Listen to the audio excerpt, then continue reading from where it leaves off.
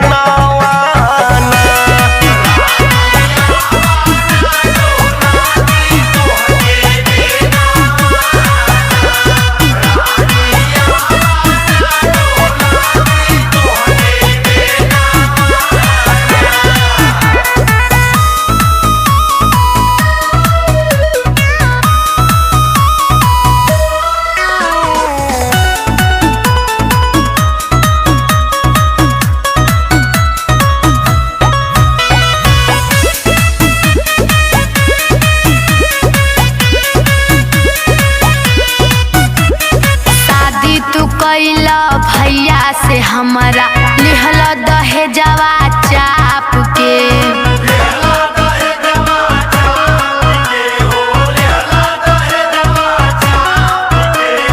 कैले चिरौरी पापा से हमारा गरज रहे तोहरा बाप के।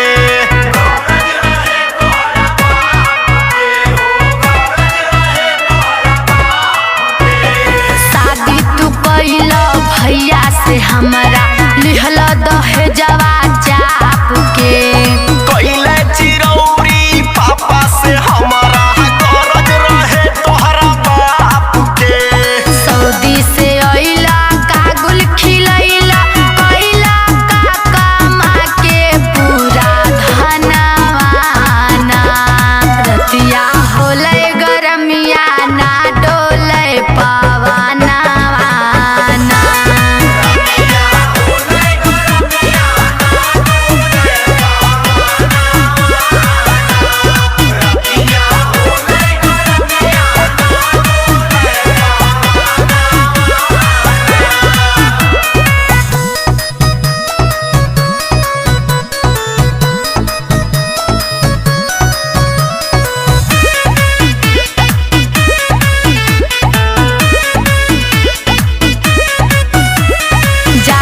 आजमगढ़ सहरिया रविंदर देता कूलर वाली आई हो।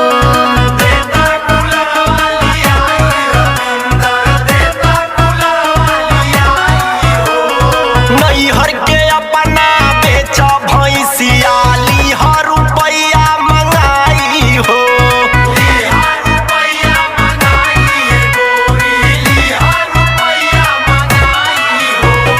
जाके आजमगढ़ सहरिया रविंदर देता कूलर